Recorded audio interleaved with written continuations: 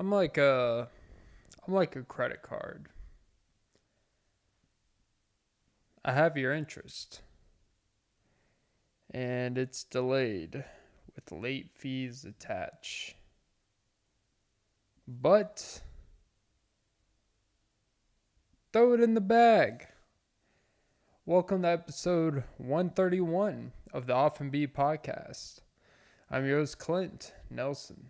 Uh Recording this at 6:53 a.m. On March 31st, 2022. Um,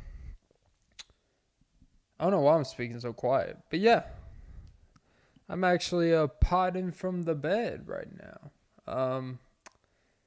So I'm tired of sitting in that fucking annoying ass chair. I like holding thick white things in my hand since I never get to do it myself. Um, nah, but it's good old days. We're a few days past the big old Will Smith, Chris Rock deserved a Oscar-worthy performance because it's still funny how you would think it's something that's so clear-cut, and I think it's kind of a microcosm of society in a lot of ways. That's something that's so clear-cut in the wrong. Somehow people always find a way to try to rationalize it. It's crazy. I don't know. But, but yeah. I've been a little off on the pod. I've been a little, I was starting to realize, like, it's not that my energy is gone. I think it's okay to acknowledge that, like, you know what? You're going to have ebbs and flows of things. I think just my interest in the way my mind works recently has changed a lot. And I don't know if that's a good or bad thing. I just want to come up here and propel. Jesus. See what I did there? And, add a little flavor to this hydration of a pod. That is just hydration to your ears, because without it, you get nothing but headaches. I love when you give me a head. I hate when you give me headaches. Okay.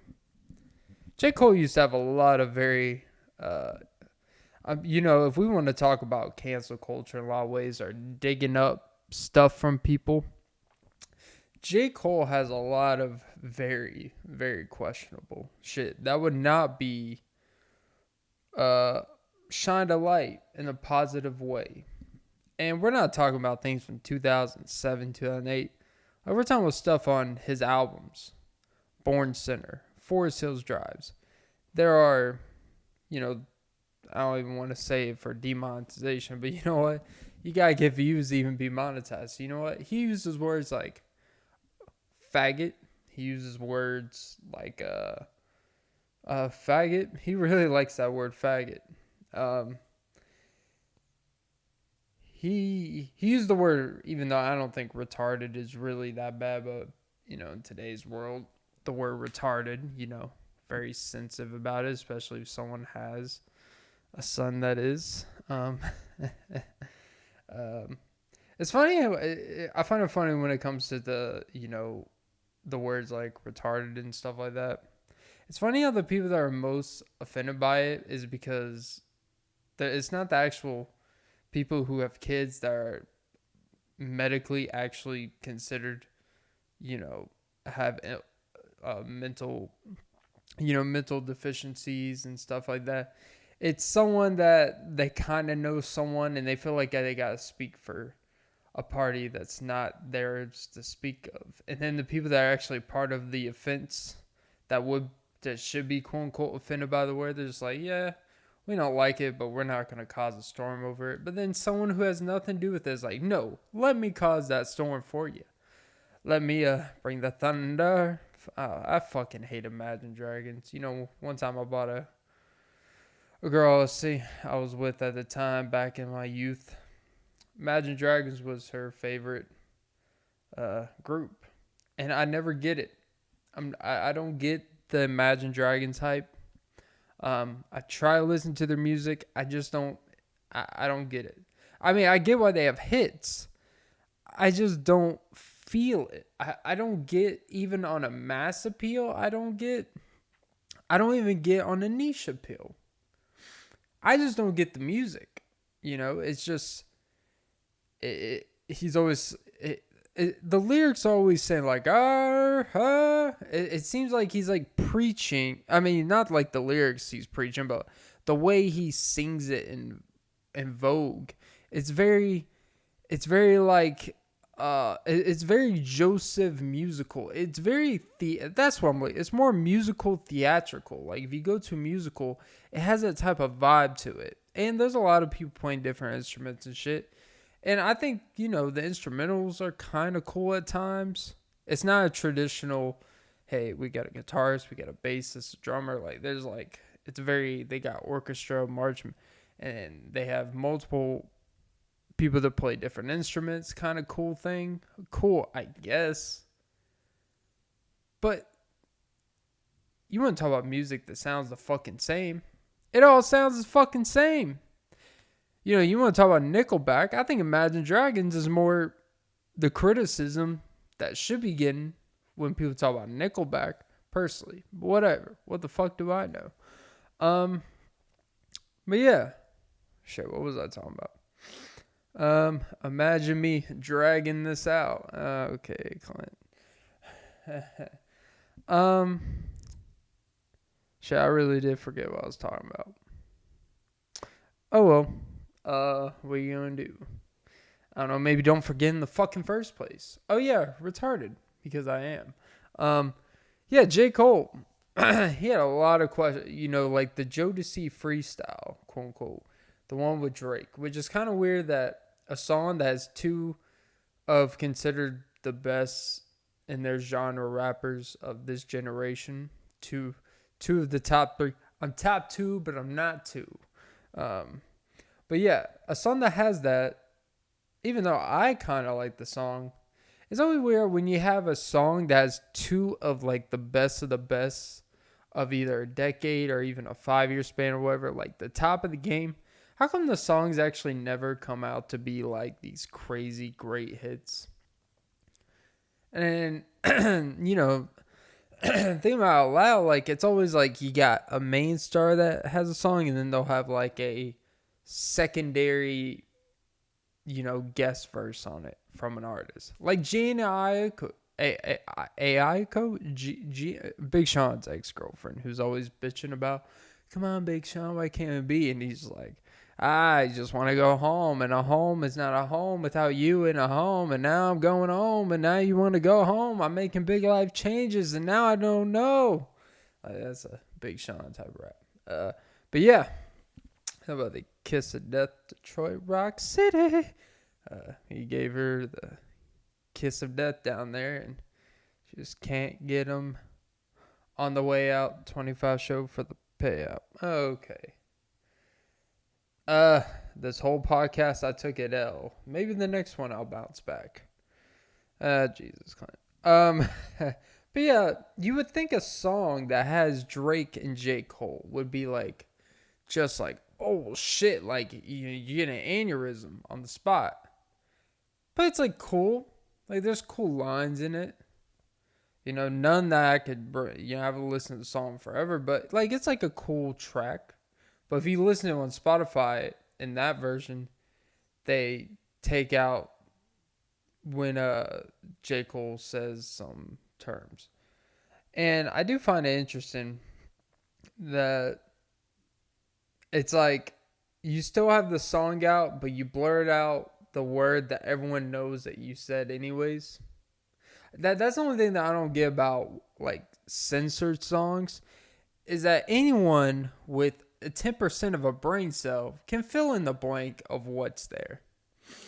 Even someone that never listened to that song before can basically figure out, oh, this is probably what they said.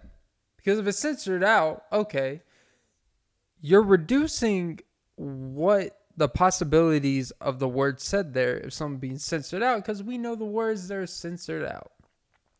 There's not like 300 words in the dictionary that are going to be censored out. It's like maybe 18 to 22. So you literally actually make it more obvious when you when you don't let it be said, because it's just blank space and it lets people get to their imagination. Then they become more fascinated with it than if it was just said. Now, look, the argument could be made is, why did J. Cole have a fascination with saying it? It wasn't like he was ever saying it like talking about, gay people being actual whatever in the derogatory term, but it was definitely said in a way that when he's talking about other rappers or talking about someone else that he's trying to throw shade at, it definitely wasn't a complimentary manner. It's basically calling someone like a pussy, blah, blah, blah.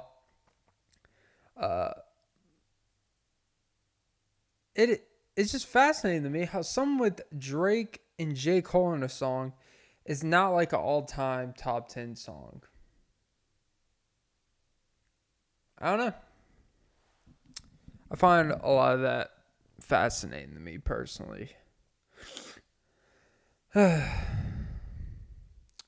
know what's fascinating about break rooms? Is that I don't know about where you guys work, and I'm not going to get into where I work and stuff, but this is just my interpretation of every place I've ever worked at that has break rooms. You ever notice that the chairs are always broken? Now, I get it. I'm not asking you to invest in the break room, being the fact it is just that. But I think the least that your employee deserves on their 18-minute break, whether they're deciding whether to end their life or walk out and actually chase better pastures, the least you can do is give them a chair that they don't have to worry about. Is it a chair full? Okay. Talk about sitting on the right stool. Okay. Stoolie. I've noticed this because, it's obviously it's always some like squeaky. It's always unbalanced. It's always unhinged. And for me, I would just like to think that, hey, I'm putting a lot of my life and time into this business. I know you guys make a lot of fucking money because you're just letting me work, not even paying attention to how much I'm working for your labor. Except last fucking week, I think we can upgrade a chair. What also fascinated me is that when I used to work at a Dunkin' Donuts, or not only there but other places too of those type of milk, is that when anytime we run out of stuff or anytime something wouldn't work and they would have to go to the store to get product to make it happen for the day, like, oh, we ran out of creamer, oh, we're gonna go buy 10 gallons of creamer at Kroger. And it's not the same. It's actually highly illegal for businesses to do that because there's a specific brand that people are expecting, blah, blah, blah. If they read nutrition facts and they find out, hey, your creamer's not supposed to have pasteurized and now it's homogenized. Oh, Jesus. And what's interesting, and what I found interesting, is employees will voluntarily pay out of pocket to a job that doesn't really pay you anything to put in your pockets. I mean, talk about literally investing in yourself, investing in yourself and for the future and all that shit. I just feel break rooms are very underwhelming.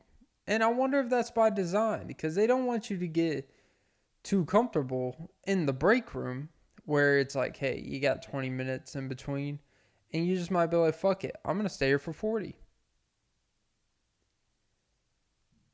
Like, it's like, hey, the break room is this.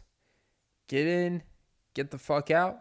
We actually prefer you don't come here at all, but we gotta have one technically, because it's just what we do in America. This is America. No good chairs in the break room. And there is always, any break room you go to, there's always honey buns. I don't know what it is. Every place has honey buns. It don't matter if you work at a retail store, a warehouse, a fucking, a gas station. There's always honey buns just sitting in the break room. It could be stale, already opened. It could be an unopened one. It could be one that, like, when you go to Walmart and you go to the donut section and there's some loose donuts hanging around behind shit and you may take a bite when it's been sitting out on a metal platter. Because you're a disgusting fuck. I was young at the time. It still should know better. But it's cool. Talk about Walmart bakery. Because it was on the wall. And I showed the bakery who's boss. Okay. Unlike Baker Mayfield trying to show the Browns who's boss. And they're like, yeah, we had no hesitation to give a, essential sex predator $230 million guaranteed full, and we didn't even think about half renegotiating your contract. So yeah, you can play your hardball. It's always fascinating when someone's like, you know what? There's mutual disinterest. It's like there's no such thing, because if one of you has disinterest, it doesn't matter what the other person thinks. It really doesn't. I don't care if it's mutual. It doesn't matter. Because all that matters is that the one side says, hey, we don't want it. Your consent to my disconsent is ironically making me malcontent. So, I don't know. It's always fascinating. It's like, you know what? We have no interest in joining them. And the team's like, we didn't even bring you in for a visit. We didn't even inquire of, hey, maybe if he gets cut, maybe we'll bring him in. It's like, nah, we want nothing to do with you. He's like, oh yeah, well, I don't want you either. It's like, okay, dude. It's like me saying to Zendaya, hey Zendaya, you trying to say fuck Peter Parker? She's like, actually no, I'm more than happy. It's like, oh, okay. Well, you know what, Zendaya? I don't really find you attractive anyways. And she's like, I don't even know your name. I say my name. She's like, I would. I just literally don't know it. So, what you gonna do? Yeah. Podding from the bed. BedPod. BedPod. Who needs a bed bod when you get a bed pod or a pod bed? Podding from the bed. This went a whole lot better in my head than it's going. I really need to start getting back into the swing of actually having some shit to talk about. But it's hard, it's hard to really want to talk about shit these days because I don't really have time to look up shit, so I don't have time to think about shit. And when I don't have time to think about shit, you get this shit. What do you think? What do you think's going to happen? You know what? I'm a man that doesn't have enough time in the day. I'm tired of working so goddamn much. And not because I'm afraid of a long, hard day's work. It's because, you know what? I just feel I could be doing something a little bit more fulfilling. But you know what? Fuck fulfillment. These bills gotta be paid. But then you gotta worry about the long-term bill. You know, what do you do when you're 33 and you paid all your bills and all that shit? Then what? You didn't pay the bill that mattered most, and that was your happiness. But no, seriously, like it really is kind of hard to have something to talk about because I don't know if it's just like my mind's in a blank. I don't know if I'm just not really, maybe I gotta really take a step back from the pod. Not really. Like, I'm not gonna do that. I believe in working through this shit. But it probably would be beneficial if I just like took a legitimate week off just from doing this myself. Or maybe like only do it on my off days when I have time to think. But at the same time, on my off days, I need to work on my other shit. And it's a tough decision. Like, should I just quit the pod? It's like, nah, never. Bitch, never, ever, ever quitting the pod altogether. But I think it is something that there's probably people that should quit. There's probably things that would be beneficial if I at least took a thought back. Almost like a black pepper thought. Okay, Clint, because I'm so salty. Wound man. But yeah.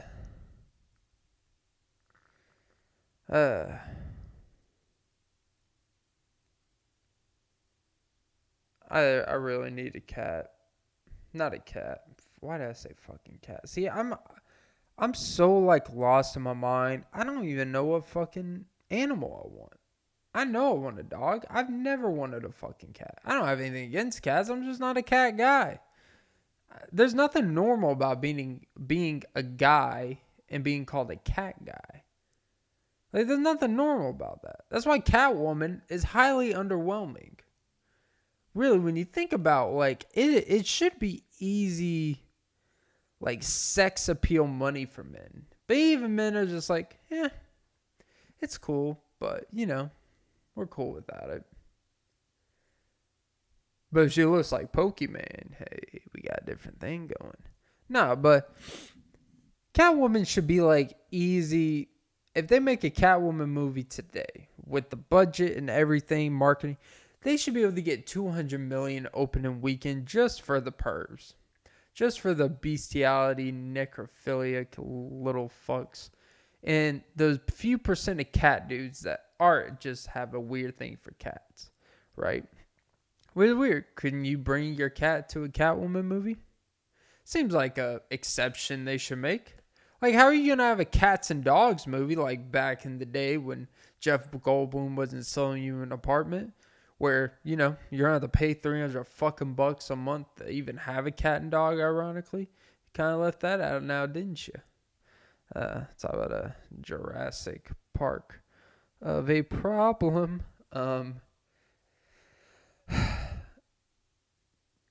But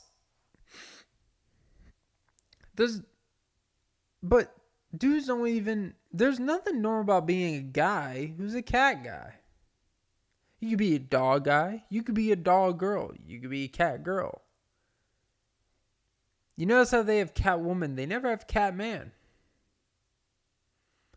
Think about it. We have Batman. We have Batwoman. We don't have Catman. Because that would be lame. That would be like a SpongeBob character. What is that? Like Barnacle and Merman?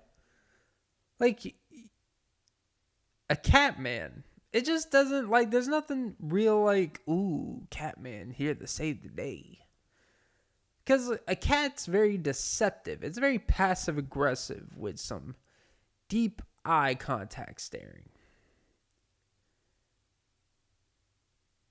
No one wants a man that's passive aggressive, that's in charge of saving people's lives. There's nothing about passive aggressive that's like, yeah, let me have that in a leader. Let me have that in a hero. It's not really a quality you want. And a cat, man, it just doesn't. Like me, anytime I see a cat, I always just think it's a girl, anyways. I know it's not, but it's not like dogs where they have their pecker hanging out. Like, they hide theirs very well. I still don't know how cats really mate. Like, I've never seen a cat, like, even dry hump fuck. It's almost like it just happens overnight while everyone's sleeping, and it literally happens like Santa Claus. Like, is Santa Claus real? Do cats really fuck?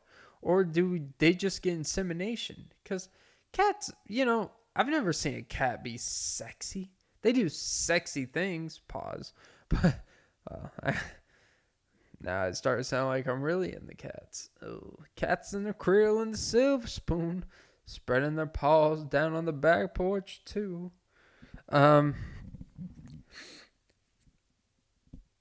It's like cats, they're so secretive. Yeah, like dogs are just out in the open. I guess that's why guys get names like fuck, whatever. Who gives a fuck? Cats are so secretive. It's almost like it literally happens when literally no one's watching. I want to see a video where there's a cat dry humping or where there's a cat fucking a cat. Because I've never seen it.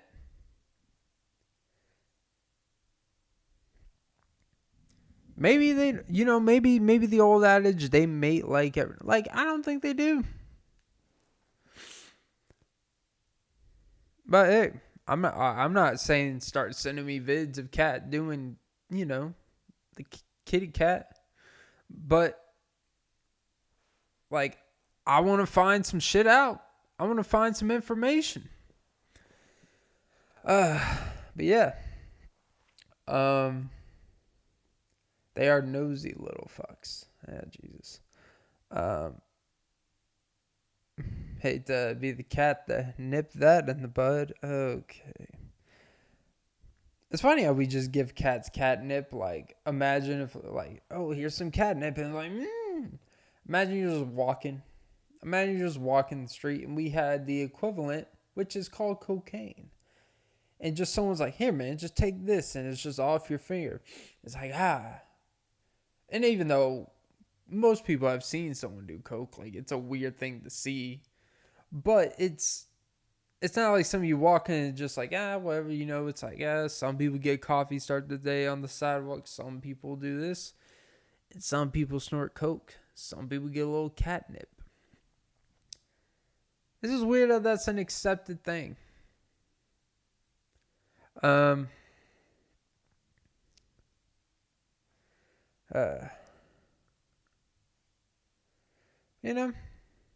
knows? Who knows? There's a interest. I guess you could say, like, if a Catman were to exist, because there's this thing that where, female actresses, and there's the narrative in Hollywood and stuff that, like, oh, there's this analysis, there's this stigma. That's more the there's a stigma that female predominant movies and roles do not sell tickets, right?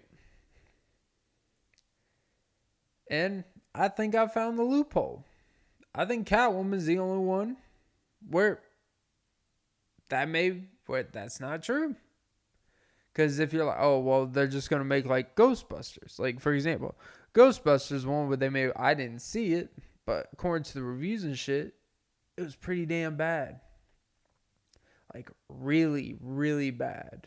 Like, epically, it's amazing that this shit was allowed to be made type of bad. And they did the same thing with something else where they made it Ocean's 8 and the Ocean's 8 or Ocean's 11, they made a one with the all-female cast with a lot of female stars, Sandra Bullock, Melissa McCarthy. And apparently that one was really, really bad. So it's not that female movies that were once male movies and they try to make female casts don't work. Because I think anytime there's the original idea was executed with this way, anytime you try to do the opposite, it's by default not really going to work, because regardless if you want to admit it or not, we want to admit it. Once we see something once a certain way, it's really hard to get out of a way that should be any other way. Like, there can never be a Catman. Because Catwoman, even though the movie wasn't really that great, the one with Halle Berry, that's what we see is. If they made a male version, it would suck. For the obvious reasons, because it's a man as a cat. And think about like any movies, like anything about dogs. Like imagine if Air Bud, we found out Air Bud was non-binary, genderless. Does it change anything? Not really. The dude's fucking breaking his nose, shooting free throws. I don't, and I'm not one. I know it's a movie, it's a kids movie. It's supposed to be about Air Bud. But God, like even when I was younger, I'm like, how is this dog's nose not broken? My dog, like, you pet her nose too hard, she's like, it gets agitated. This guy's shooting fucking 18 footers with the tip of her nose. I don't know if you've ever kicked a soccer ball with the tip of your toes. It does not feel great. I can only imagine the nose, because I know she knows. Okay, Clint. But I just think when we're used to seeing the original version of something, or the original outlook of how something is played out, when you try to make it something complete opposite just for the sake of making it complete opposite, and there wasn't really a new point of view outside of stereotyping, which is typically what they tried to do with female predominant movies when they were once male predominant led point of view. I think what you end up doing is you just you overdo it. Like, you literally try to double down on, you make the whole idea about it is the fact that there's a woman doing it. When in the original, if it's like the Ocean's 8, Ocean's 11, the whole idea of it is they're not sitting there talking about, look at us 8 men doing this shit, executing. It's just teamwork, togetherness for a common goal. And it has nothing to do, or even Ghostbusters, it's just dudes trying to get rid of ghosts. Who you gonna call? Ghostbusters. Not who you gonna call? Feminist revolution type of shit. Like, it's not the theme of it. The theme of it is just a group of dudes with differing personalities that don't always make sense how they will work well together. Somehow you could put all that ego aside, which actually translates to real life. You could football, sports, any occupation job where you can work with a differing amount of different personalities, even if they're not your cup of tea. But if you have a common goal and what's supposed to be done, most of that shit doesn't really matter. But when you make the focus about how different you are, you make the focus of how much more exceptional your point of view is compared to what the goal and common goal is as a team and theme of whatever story is being told, I think, one, it turns people off in general. And more importantly, I think it just makes you unlikable. Like, for example, let's say they were to make, I never saw, let's say Charlie's Angels. Let's say they were to make a male trio cast where they just copy and paste. They have, an Asian girl to replace Lucy Liu. They have a redheaded Drew Barrymore type, and then they have a blonde, tall, skinny American ditzy girl, Cameron Diaz. And then they just put the male versions and just copy and pasted. And then to replace Charlie, they replaced it with the female. They kind of balanced whatever out. They just basically did everything reverse. It would not work that well. Because I don't want to see three dudes sexily doing kung fu and karate, beating dudes up. Like, I'm not the target audience. And your target audience is going to be a lot smaller. But the point of view wasn't that they're three women, is that they're three badasses. And, depending on the movie for different reasons, whatever. But we gotta be careful with just making and changing shit just to make and change shit. Without even a newer perspective or even a nuanced perspective. And they just copy and paste and they over exaggerate the elephant in the room and try to make something more, whoa, didn't even think about it like that. Instead of actually, when I watch certain type of movies, I want to exactly think about it like that. Like, if you want to quote unquote be confused as fuck, watch Inception, watch Tenet, watch a Christopher Nolan movie, watch a movie where it's all mind bending and Looper and all this time shape shifting bullshit.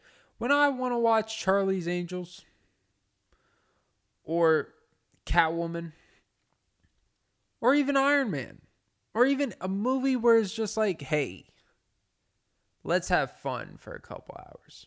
That's it.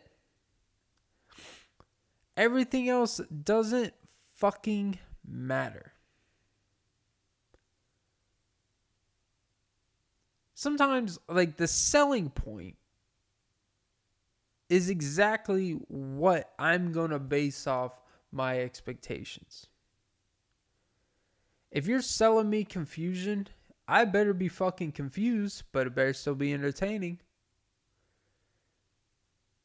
If you're selling me about how, this is going to be revolutionary, well, you know what? It better be revolutionary. If you were selling me a period piece that takes place, a true story that took place in the 1880s, a random battle that meant nothing but all these integral dances with wolves, 3-hour integral story to make it cooler.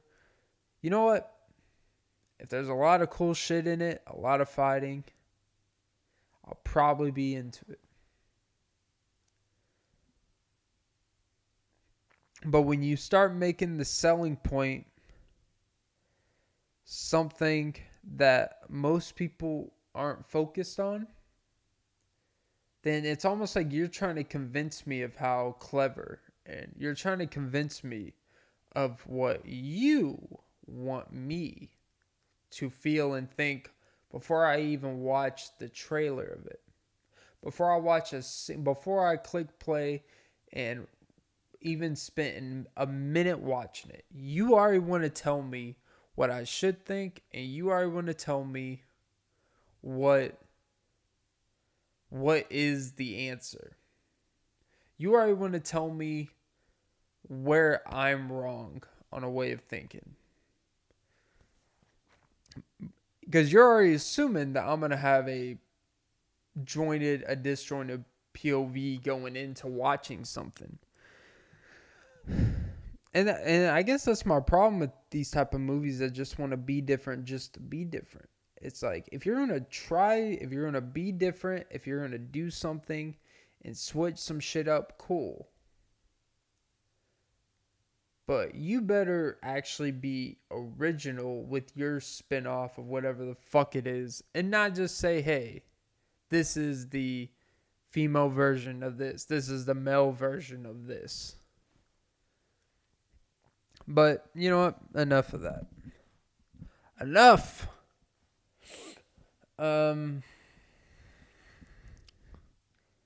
Yeah. Let me take a sip of my C4.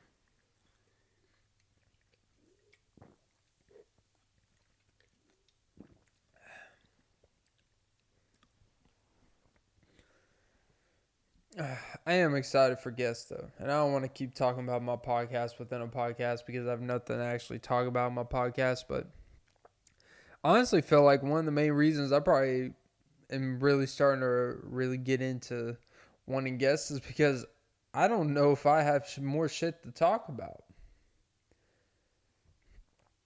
I think life's too alright. I don't go out enough to find shit to bitch about.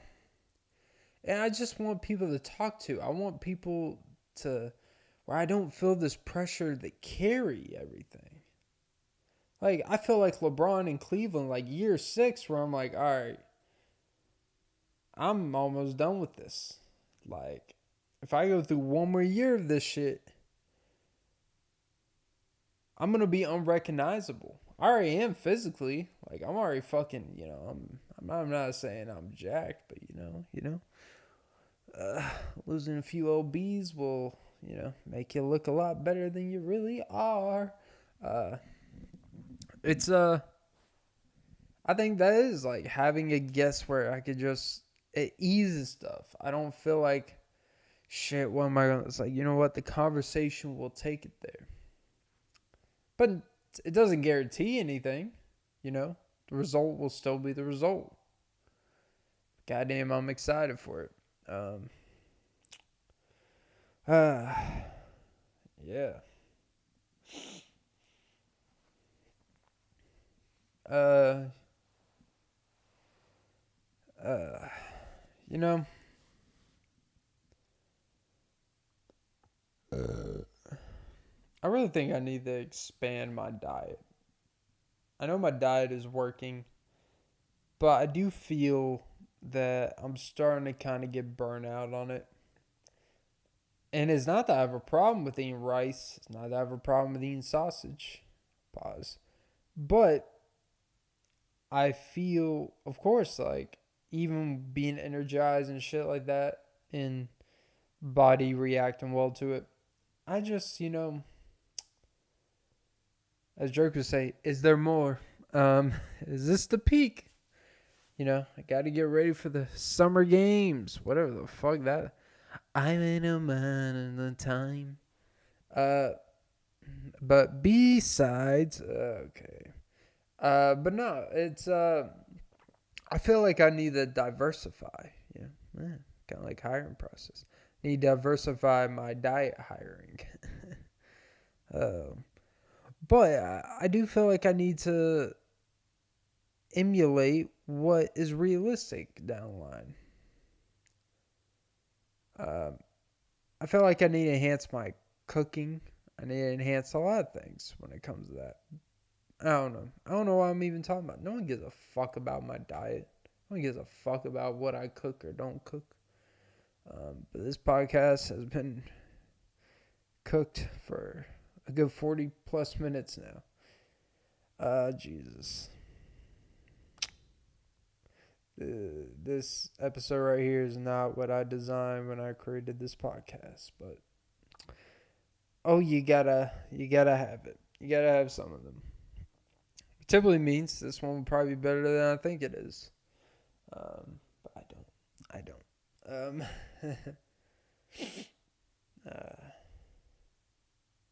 when you're up, some one of the I like actually being a night owl in the sense of typically my job is dictate the fact that I'm a night owl, but even when I don't work and shit like that, I enjoy being up till 7 to 8 because there's something about watching light to start the day and realizing that you decided to not rise and grind. You decide to just stay awake until it shines.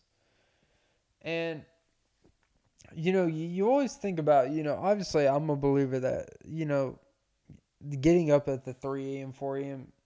shit is not always necessary. That's only necessary if you actually have like a job that requires this. Maybe you have a family and shit.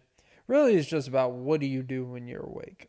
It doesn't really matter if you wake up at 6, if you stay up till 5 a.m. Like the presumption is if you stay up past like 2 a.m. all the time, that means that, oh, you're a bum because you're probably up playing video games. You're probably up doing nothing. It's like, I don't know. Ever since I've been on this schedule where I'm up till 7 a.m., seems I've been more productive than ever, for better or worse. I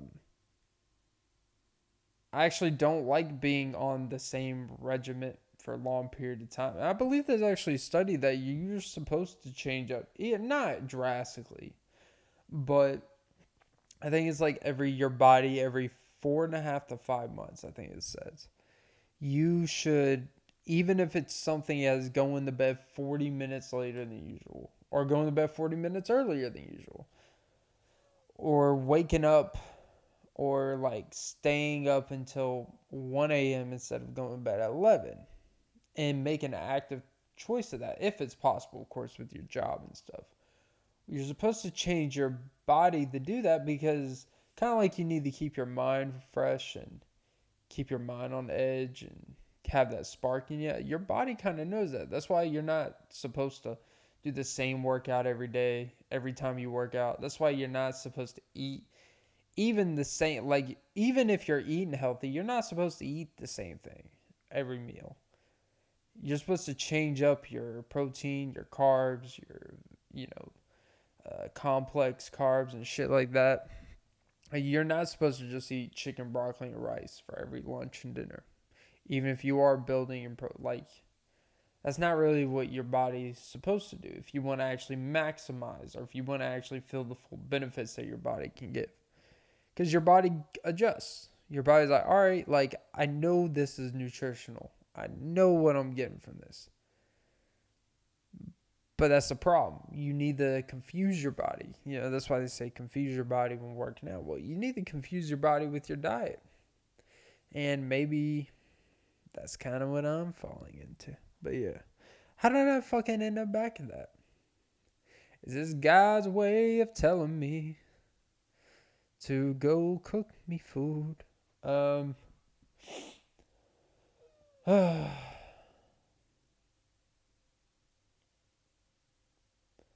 This is when you have nothing of interest to talk about.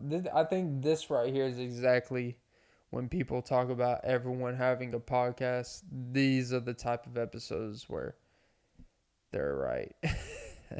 And when they're saying it in a negative way. Which is like, I never understand when people get mad that there's so many people that, everyone and their brother has a podcast.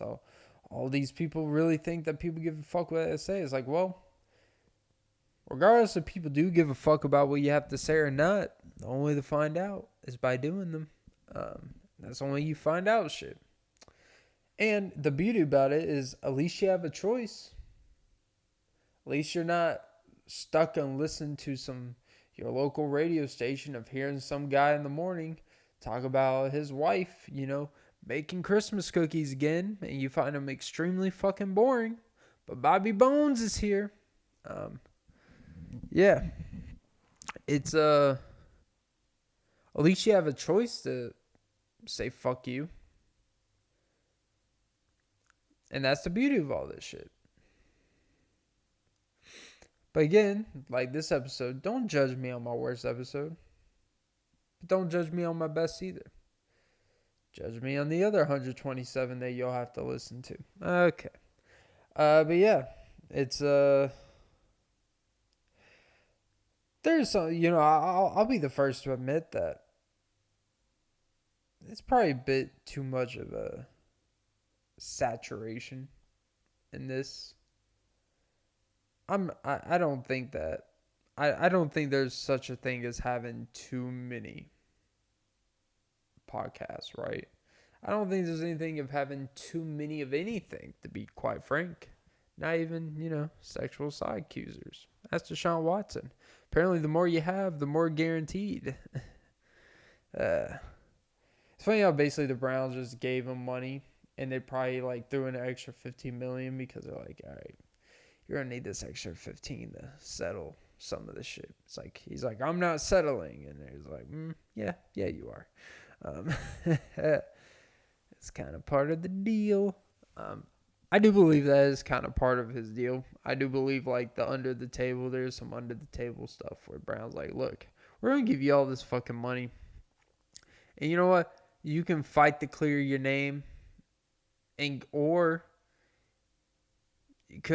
not advising if you truly believe you're innocent. I never understand settling, to be honest. Because at the end of the day, it is your name. You are the one that's going to have to live with that. So when a lawyer advises you to settle for something and you know you didn't do it, like, I think that shit is stupid. Because settling is basically by admission default. It is admission by default, even if it's not technically admission. Because if you didn't do something, why are you settling? It's basically like, look, I did some weird shit. Here's some money. Shut the fuck up. Here's an NDA. But if he feels he's innocent, then you know what? Fight until you lose 230 million guaranteed fight in these cases.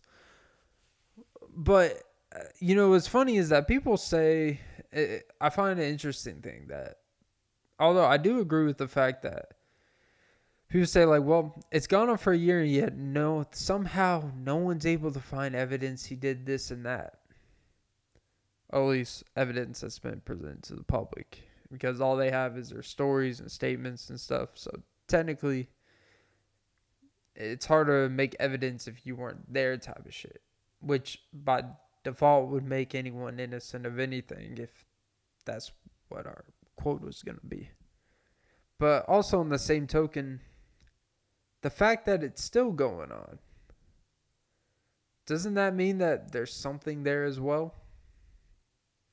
Just a thought. I don't really want to get into that. I'm not a legal expert. But it's funny how everyone that says, everyone that wants to protect he's innocent, all this shit is just this. I find it funny how they become law experts. The same thing they criticize people that talk about on TV and stuff, have opinions about it. Say like, yeah, look, it's a lot of people. There's got to be some there like, oh, they're not legal experts. So let me give them a breakdown and do a 1, 2, 3 bullet point presentation of what the law really is in a YouTube comment section. Find that very interesting. Nothing like non-experts telling other non-experts that they're not experts by explaining to them expertise that they aren't qualified to explain. Gotta love it. But yeah, my belief on anything, regardless if I believe that he did, I do believe there's some weird shit that happened. I do believe there was some. I also, as much as I believe that he's a creep and all this shit, I think the girls, for the most part, are pretty dumb if they really think they flew out there to Houston from Miami or these various places to massage an NFL player, a quarterback for a team, that he could get this same service literally in his team facility, or at the very least in his city, where he probably wouldn't even have to pay.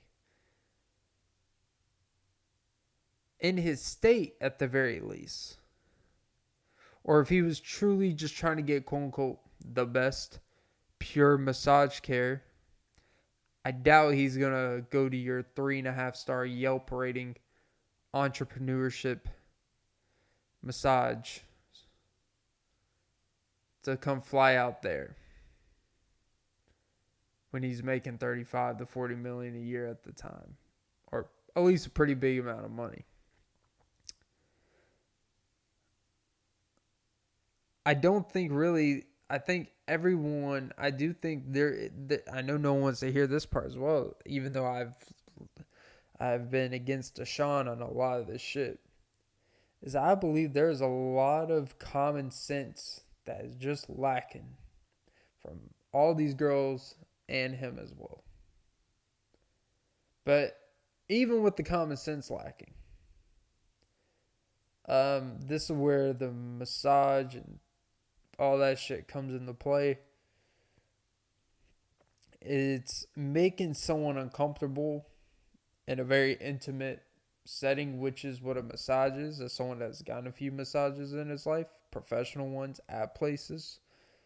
And it is it can be a very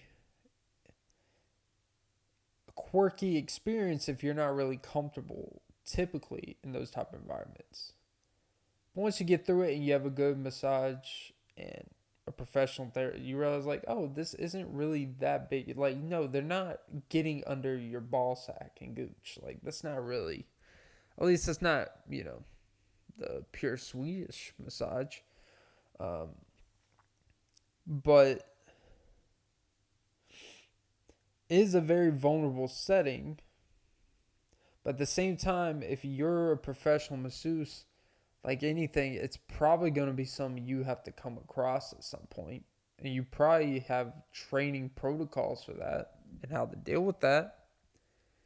And I also think it does say that anytime a client goes over the line, you have every right to just walk out. You don't work for a company where you're obligated to fit the customer needs and the customer is always right. Like if you're running your own massage business, you can literally just say fuck it. I don't want the money. It's cool. You know what? This is unprofessional. All this shit. And okay, from what I remember from the reports, like when it did get there and once he realized like, oh, this was going to with the individual, he would apologize and all this stuff immediately.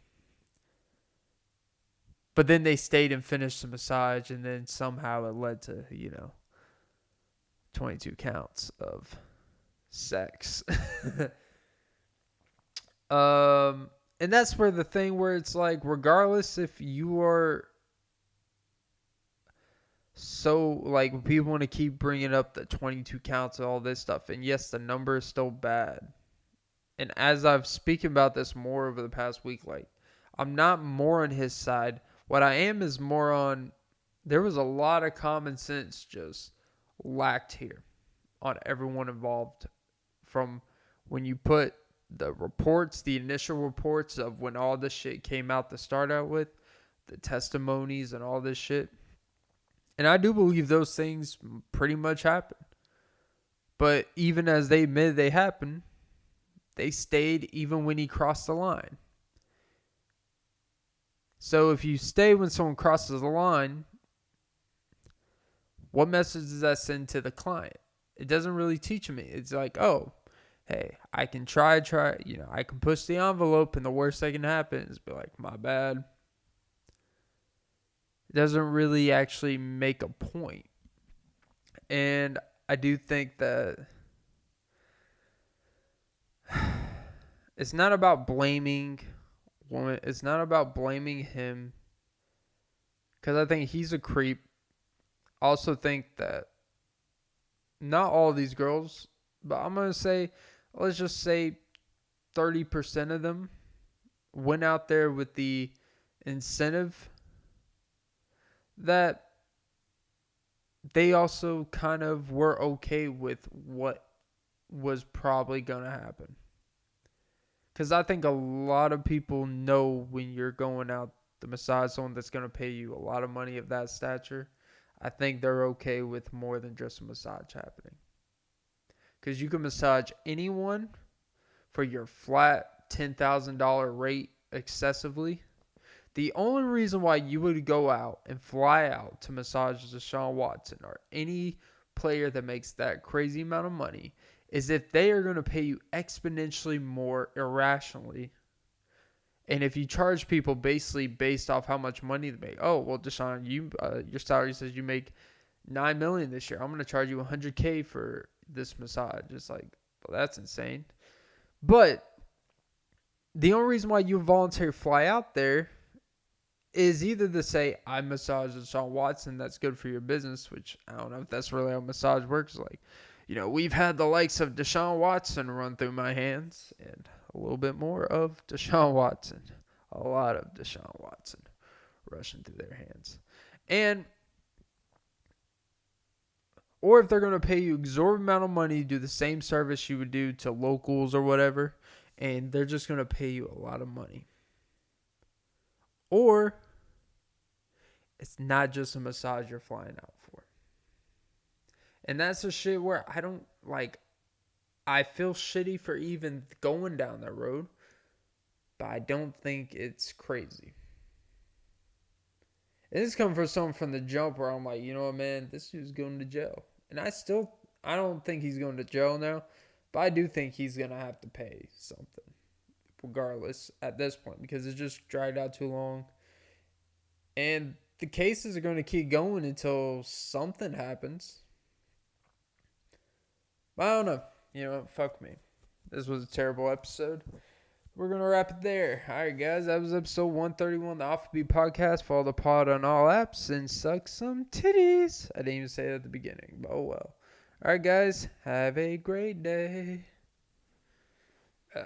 Pod from the bed.